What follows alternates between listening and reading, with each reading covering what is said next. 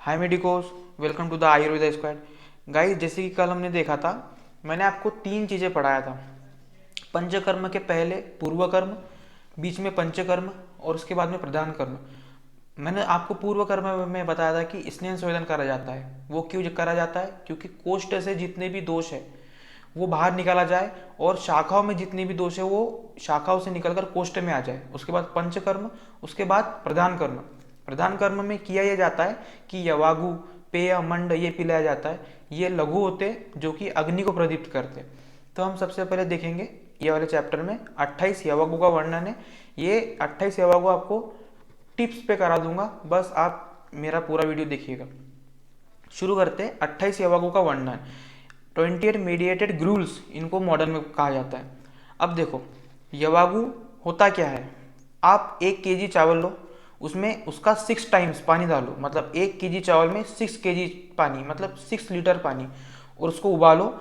फिर चावल और पानी को अलग अलग कर लो, तो वह छाना हुआ पानी यवागु कहलाता है। समझ में आ गया? 1 kg चावल लेना है, उसमें 6 टाइम उसका पानी डालना है, उसको उबालना है, उसको छान लेना है, तो जो छाना हुआ पानी यवागु कहलाता है। सेम ऐसे ही अब देखो, मैंने ट्रिक बनाया है इसकी। विलेपी अन्न यवागु मंड, विलेपी अन्न यवागु मंड। इसमें इनका पानी की मात्रा है 4, 5, 6, 14। सब चीज़ें सेम रहेंगी, बस पानी की मात्रा अलग रहेंगी। अगर तुम चावल में 4 गुना पानी डाल रहे हो, उसको उबाल रहे हो और पानी को छान ले रहे हो, तो उसको विलेपी कहेंगे। सेम फॉर अन्न, यवागु, मंड और पेय। अब यहाँ पे देखना कि पानी में 14 गुना पानी मिलाएंगे तो मंड होगा, और चावल में 14 गुना पानी मिलाएंगे तो पेय होगा। इनमें पानी की मात्रा सेम है, डिफरेंस ये है कि पेया में पूरी तरह छाना हुआ पानी नहीं रहता, उसमें थोड़ा बहुत चावल के दाने रहते हैं। जैसे कि मंड तथा पेया दोनों में 14 टाइम्स पानी में चावल को उबाला जाता है, परंतु पेया में चावल के कुछ दाने भी पाए जाते हैं, पूरी तरह छाना नहीं जाता, उसको पेया कहा जाता है। सिंपल। अब हम 28 यवागु के बारे में पढ़ेंगे। यवागु मतलब मैंने आपको बता दिया। अब इसमें अलग अलग औषधिया को डालकर अलग अलग रोगों को शांत किया जाता है। इस टाइप में 28 टाइप के यवागु बताए हैं। सबसे पहले शूलनाशक यवागु। सिंपल सा चीज़ याद रखना, इसमें पंचकोल का यूज़ किया जाता है। पंचकोल होते हैं पिप्पली, पिप्पली मूल, चव्य, चित्रक, नागरे, या पिप्पली, पिप्पली मूल, चव्य, चित्रक, नागरमोथा। ठीक है। ये जो 5 पंचकोल होते हैं ये सब अग्नि दीपक होते हैं, अग्नि को दीप्त करते हैं। मैंने आपको पहले भी बताया था कि पंचकर्म करने के बाद अग्नि को दीप्त कराना होता है, तो उसमें यवागु का यूज किया जाता है। तो वही पंचकोल जो होते हो पिप्पली, पिप्पली मूल, चव्य, चित्रक, नागरमोथा अग्निदीपक होते हैं।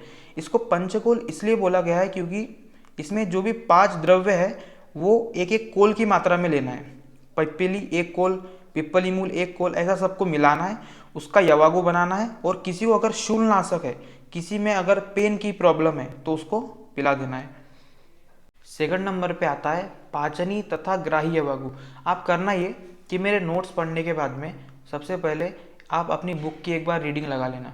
एक बार आप अगर रीडिंग लगा लोगे और मेरे नोट्स को पढ़ लोगे, और सेम चीज़ अगर आप अपने एग्जाम में लिख के आओगे, तो आपको full out of full marks मिलने की गारंटी 100% है।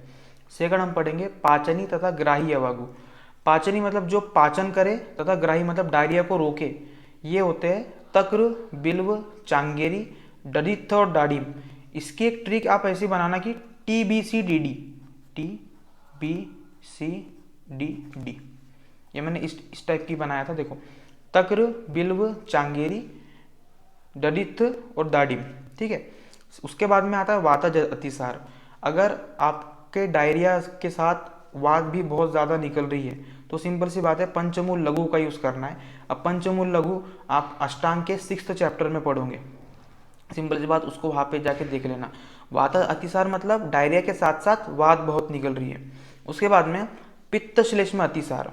सिंपल सी बात है, याद रखने का तरीका ऐसा है कि किसी को पित्त कफ अतिसार है, मतलब डायरिया से पित्त और कफ दोनों निकल रहा है, तो याद रखने का तरीका क्या है? पित्त कृष्णपर्णी, कफ शालपर्णी, मतलब पित्त से कृष्णपर्णी, श्लेष्मा से शालपर्णी। सिंपल सी बात। उसके बाद रक्त अतिसार, वेरी वेरी इंपॉर्टेंट, हमेशा क्वेश्चन आएगा ही आएगा। रक्त अतिसार का मतलब होता है कि डायरिया के साथ साथ रक्त बाहर निकल रहा है। एक श्लोक याद कर लेना, अपने टंग पे याद रख लेना इसको, पयस्य अर्ध ओदके च छागे। सिंपल सी बात है। पयस्य, अब मैंने इसको तोड़ा हो, देखो, पयस्य अर्ध ओदके च छागे। पैसे मतलब दूध, अर्ध मतलब आधा, ओदके मतलब पानी, छागे मतलब बकरी। ठीक है, बकरी का आधा दूध और आधा पानी मिलाकर उसकी यवागु बनाना है, और रक्त अतिसार कोई रोगी है तो उसको पिलाना है। सिंपल सी बात। उसके बाद में आता है आम अतिसार।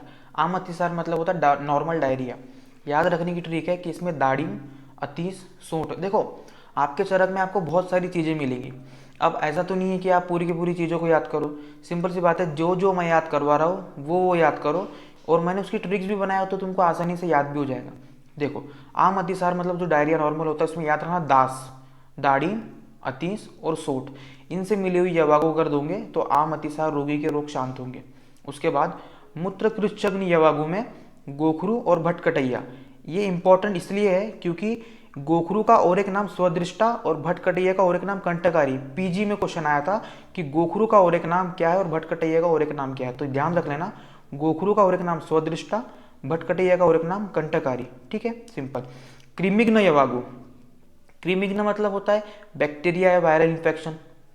अगर किसी में बैक्टीरिया या कोई माइक्रो ऑर्गेनिजम्स है तो उसके लिए एक श्लोक याद करना, ये श्लोक बहुत जगह आपको मिलने वाला है आगे। विडंग कृमिघ्ना नाम। विडंग मतलब वाई विडंग, एक पौधा होता है उसका पाउडर बनाया जाता है। ठीक है, तो विडंग पिप्पली मूल से बनी यवागु को सब्जी खार के साथ सेवन कराए। अब देखो, सब्जी खार मतलब होता है तक्र, तक्र से बना हुआ। सिंपल सी चीज ये करना है कि विडंग लेना है या पिप्पली मूल लेना है, उसको तक्र से सिद्ध कराना है और उसकी यवागु ऐसे रोगी को पिलाना है जिसमें कृमि हो, है ना। उसके बाद आता है पिपासा। अब पिपासा मतलब होती है प्यास। अब सबसे पहली बात, प्यास अपने को कब लगती है? बार बार प्यास का लगना ये दर्शाता है कि आप में पित्त की वृद्धि हो गई है। देखिए, बार बार प्यास का लगना यह सब पित्त के बढ़ने के कारण होगा। तो हमको क्या देना पड़ेगा? किसी को अगर बार बार प्यास लग रही तो ऐसे द्रव्य का सेवन कराना है जो पित्त को कम करे, मतलब पित्त शामक द्रव्य। सिंपल सी चीज याद रखना इसमें, मुनक्का, मृदिका, सारिवा, लाज। फिर से मुनक्का, मृदिका, सारिवा, लाज। यहाँ पे ये चीज ध्यान रखना कि गोखरू और भट्टकटिया का और एक नाम क्या क्या है। ठीक है, अब 10th नंबर का आता है विष। अगर किसी व्यक्ति में विष की मात्रा ज़्यादा हो, अगर किसी व्यक्ति में विष उत्पन्न हो रहा हो तो सिंपल सी सोमराची या इसका और एक नाम वाकुची भी है, तो इसकी क्वाथ बनाकर पिलाना चाहिए जो कि विषनाशक होती है। इसको याद रखने का तरीका ऐसा है कि भगवान शिव, उनके कंठ में विष था, आपको भी बताऊंगा, और उनका जो व्रत रखा जाता है वो सोमवार को रखा जाता है। तो सोमराची यहाँ से याद रखना विष के केस में, सिंपल सी बात। उसके बाद में 11 नंबर पे आता है काश्चर्य। काश्चर्य मतलब जो दुबला पतला व्यक्ति होता है उसको मोटा, मोटा इन द सेंस कहने का मतलब ये है कि यहाँ पे उसको हेल्दी बनाना है।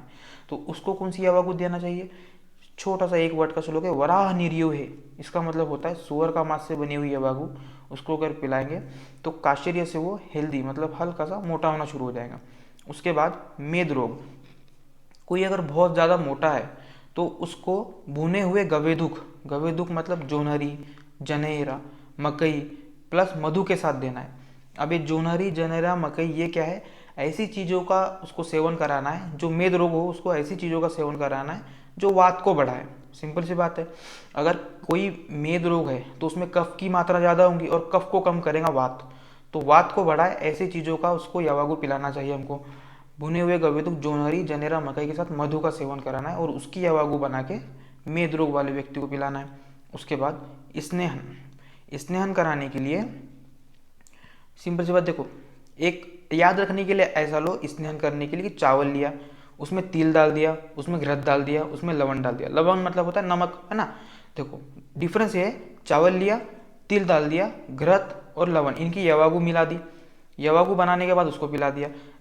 चेंज ये है कि तिल जो है वो प्रधान मात्रा में लेना है ना। देखना आप अपनी चरक किसमें चेक करना कि स्नेहन करवाना हो तो तिल प्रधान चावल की बनी हुई यवागु घृत तथा नमक मिलाकर सेवन करने पर स्नेहन करने का काम करती है। उसके बाद हम देखेंगे रुक्ष।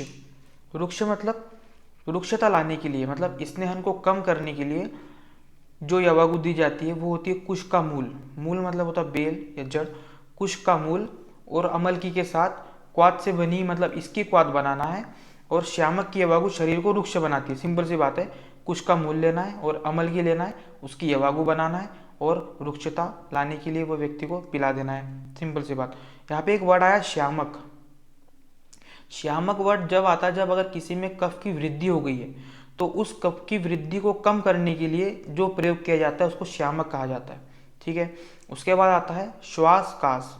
श्वास कास में दशमूल के क्वात से सिद्ध की हुई यवागु हिचकी, कास, दमा और कफज विकारों को दूर करती है।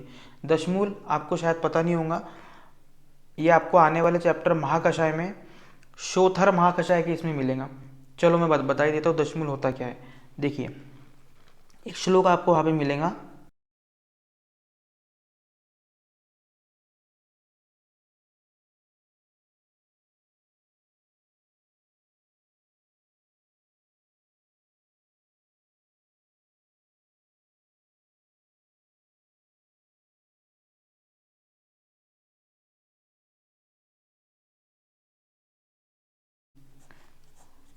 ये जितनी भी 10 चीज़ें हैं, ये वाला श्लोक आप याद कर लेना, 10 मूल का श्लोक है। ये जितनी भी चीज़ें वो सब 10 मूल है। पाटला, अग्निमंत, शिवनाग, बिल्व, काश्मरीय, कंठकारिका, बृहति, शालपन्नी, कृष्णपन्नी और गोखरू, इन सब का यूज़ हम श्वास कास के रोगों को उसमें किया जाता है। सिंपल सी बात है, 10 मूल के क्वाथ से सिद्ध की हुई यवागु कास, हिचकी, दमा और कफ विकारों को दूर करती है। ठीक है। उसके बाद पक्वाशय गत शूल। अगर किसी को पक्वाशय में शूल है और वात शूल है, पक्वाशय में वातिक शूल है, तो हम यमक, चावल को भून कर देना है हमको, यमक लेना। यमक मतलब होता है कोई भी 2 स्नेह, घृत और तेल मैंने यहाँ पे लिया हो, चरक में भी घृत और तेल दिया है। यमक मतलब होता है कोई भी 2 स्नेह। आपको स्नेह पता होगा 4 होते हैं, तेल, घृत, वसा, मज्जा। इसमें से कोई भी 2 स्नेह को लेना है, उसमें चावल को भून कर उसकी मदिरा बनाना है और उसमें उसकी यवागु बना के जो यवागु बनती है वो पक्वाशयगत वातशूल को कम करती है। ठीक है। उसके बाद आता है सारक। ये 2 बार आया है रेचक वर्ड यहाँ पे। देखो सारक, रेचक। रेचक का मतलब होता है बाहर निकालना। सिंपल सी बात है, रेचक का मतलब होता है बाहर निकालना और सारक मतलब होता है बहने वाला, मतलब मल को पतला करके बाहर निकालना। आगे भी आएगा एक और चीज, भेदन, मतलब मल को तोड़ के बाहर निकालना। मैं आपको आने वाले इसमें बताऊंगा वो। तो देखिए सारक रेचक में क्या यूज किया जाता है, मांस, उड़द, शाक और तिल, इनसे बनी हुई यवागु मल को बाहर निकालती है। याद रखना अगर इसको अगर तरीका देखा जाए तो इसको मस्ट करके याद रखना, MUST। ठीक है। मांस, उड़द, शाक और तिल। जनरली इसको हम कॉन्स्टिपेशन के केस में यूज करते हैं। किसी को अगर कॉन्स्टिपेशन है तो मांस, उड़द, शाक और तिल से सिद्धि की हुई यवागु उस रोगी को पिला देनी चाहिए। उसके बाद में आता है ग्राही यवागु। किसी को अगर डायरिया है, डायरिया का मतलब होता है दस्त लगना, तो उसको रोकने के लिए काय की यवागु दी जाती है, जामुन की गुठली, आम की गुठली, खट्टी कैत और बेल का क्वाथ मल को बांधते हैं। अगर किसी को डायरिया की प्रॉब्लम है तो ऐसी चीज हमको देना चाहिए जो मल को बांधेंगी, और मल को बांधने वाली चीज होती है जामुन की गुठली, आम की गुठली, खट्टी कैत और बेल। इनसे सिद्धि की गई यवागु डायरिया मतलब ग्राही को रोकती है। सिंपल सी बात। उसके बाद आता है भेदिनी। देखो ये वर्ड आ गया फिर से, रेचक। रेचक मतलब होता है बाहर निकालना, भेदिनी मतलब होता है मल को छोटे भागों में तोड़ना, भेदन करना कहलाता है। ठीक है। इसमें यूज करेंगे हम यवसार चित्रक, हिंग, अम्लवेत। यवसार चित्रक, हिंग, अम्लवेत। देखो ऐसा है, आपको 28 के 28 यवागु पूरी करना याद नहीं है। ठीक है। अब मैं आपको 28 के 28 यवा को याद करवा दूंगा, लेकिन जो जो मैंने लिखा हो सिर्फ अगर उतना भी आपने याद करे तो बेहतर होगा। चरक में बहुत ज़्यादा दी गई है, और अगर आप किसी की अगर कैपेसिटी होंगी उतनी याद करने की तो कर सकता है, नहीं तो ये बहुत अच्छे नोट्स है, देख लीजिएगा इसको। ठीक है। यवसार, चित्रक, हिंग और अम्लवेत। उसके बाद आता है वात का अनुलोमन। बहुत बार आपको क्वेश्चन आएगा कि वात के अनुलोमन। वात का सबसे अच्छा अनुलोमन, अनुलोमन मतलब होता है वात का वही मार्ग से निकलना जहाँ से उसको निकलना चाहिए। मैंने इसके पहले वाले पार्ट में आपको पढ़ाया था अनुलोमन, प्रतिलोमन, उदावर्त। कुछ ध्यान आ रहा है? ठीक है। वात का अनुलोमन होना, वात का अनुलोमन सबसे अच्छा करता है हरित की, और अगर उसके साथ सोंठ भी मिला दिया जाए और उसकी क्वाथ से सिद्ध यवागु अगर दिया जाए तो वात का अनुलोमन बहुत अच्छे से करती है। ठीक है। सिंपल सी बात। उसके बाद घृत व्यापद यवागु। अगर किसी ने घृत का बहुत ज़्यादा अतियोग कर लिया है, बहुत ज़्यादा उसका सेवन कर लिया है, अगर उसका सेवन करेंगे तो उससे व्याधियाँ बढ़ने लगेंगी। तो करना क्या है, तक्र सिद्धा यवागु है, तक्र से बनी हुई यवागु अगर हम उसको पिलाएंगे तो घृत व्यापद व्याधियाँ कम हो जाएंगी उसकी। ठीक है, तेल व्यापद यवागु, ठीक है, इसमें क्या करेंगे, तक्र के साथ पिण्याक ले लेंगे। ठीक है, इसमें क्या कर रहे थे हम, सिर्फ तक्र से बनी हुई यवागु, घृत के केस में सिर्फ तक्र से बनी हुई यवागु, तेल के केस में तक्र के साथ पिण्याक भी मिला दिया जाएगा। पिण्याक मतलब होता है तिल की खली, इन दोनों को मिलाएंगे, इसकी यवागु बनाएंगे और पेशेंट को पिला देंगे। इसके बाद हम पढ़ेंगे विषम ज्वर अग्नि, 23वें नंबर की यवागु है विषम ज्वर अग्नि। अगर किसी को विषम ज्वर है तो उसमें क्या करना है, गाय का मांसरस से सिद्ध प्लस खट्टे अनार, क्या लेना है, गाय का मांस और खट्टा अनार, इससे बनाई हुई यवागु हम वो वाले व्यक्ति को पिलाएंगे जिसको विषम ज्वर अग्नि है। सिंपल सी बात, छोटा सी चीज़ है, याद कर लेना, गाय का मांस और खट्टा अनार, इसकी यवागु बनाना है और पेशेंट को पिलाना है, उससे विषम ज्वर अग्नि उसकी कम हो जाएंगी। उसके बाद कंठ रोग, कंठ रोग में क्या क्या देना, यव, घृत, तेल। अब घृत और तेल को मैंने इसके पहले और क्या बोला था, यमक, है ना। यव लेना है, घृत, तेल, पिप्पली और आंवला, ये चीज़ों की यवागु का सेवन कंठ रोग वाले रोगी को देना है, जिससे उसके रोग दूर हो जाएंगे। ठीक है, ठीक है, ये अगर श्लोक याद करना हो तो कर सकते हैं, नहीं तो अगर मैंने जो बताया वही याद अगर कर लिए तो बेहतर होगा। यव, घृत, तेल, पिप्पली और आंवला। ठीक है, शुक्र व स्त्रोतस में शूल, अगर शुक्र व स्त्रोतस में शूल है तो दिक्कत काहे में आएंगी, शुक्र के बाहर निकलने में, या शुक्र अशुद्ध हो जाएगा। तो सिंपल से छोटा सा वर्ड याद रखना, ये बहुत इंपॉर्टेंट है कि शुक्र व स्त्रोतस आपको बहुत बार मिलेगा। ताम्रचूड़ से मुर्गे के मांस का रस की यवागु बनाना है, तो अगर इसकी यवागु बनाएंगे और पेशेंट को पिलाएंगे तो शुक्र व स्त्रोतस में जो शूल है वो कम हो जाएगा। ठीक है, याद रखना, इंपॉर्टेंट है। उसके बाद में वीर्यवर्धक यवागु, ठीक है, वीर्य को बढ़ाने वाली यवागु, क्या करना है, घृत, दूध, उड़द की दाल की बनी हुई यवागु वीर्यवर्धक का काम करती है। देखो, ये घृत, ये दूध, ठीक है, ये माश मतलब उड़द की दाल, ठीक है, घृत, दूध, उड़द की दाल की यवागु वीर्यवर्धक होती है। देखो, उड़द की दाल बहुत जगह में आपको देखने मिलेंगी कि अच्छी होती है, और इसके कंपैरिजन में जो मूंग की दाल होती है वो हीन मानी गई है। ठीक है, बहुत बार आप पढ़ोगे, लेकिन यहाँ आपके लिए याद रखो कि घृत, दूध और उड़द की दाल की यवागु बनाना है जो कि वीर्यवर्धक होती है।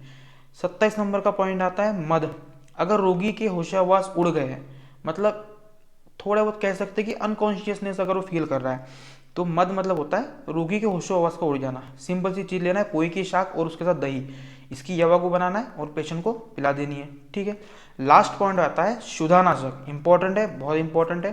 क्षुधानाशक मतलब अगर बहुत ज़्यादा भूख लग रही है उसको कम करने के लिए क्या लेना है, ऐसी चीज़ें लेना है जो भूख को कम कर दे, गुरु चीज़ें लेना है। ठीक है, लेना क्या है, दूध, गाय का मांस और अपामार्ग। अब अपामार्ग का यहाँ पे लास्ट वर्ड आया है जिसका मतलब होता है चिचड़ी का बीज।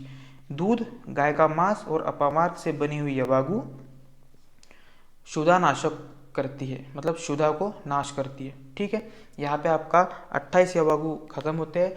आपको ये वाले यवागु आप बार बार देखिए, है ना, उसकी टिप्स ट्रिक्स मैंने आपको सब दे दी है, उसको अच्छी तरीके से पढ़िए। और नेक्स्ट वीडियो आपको किस टॉपिक पे चाहिए कमेंट सेक्शन में बताइए। तब तक के लिए गुड बाय, स्टे ट्यून।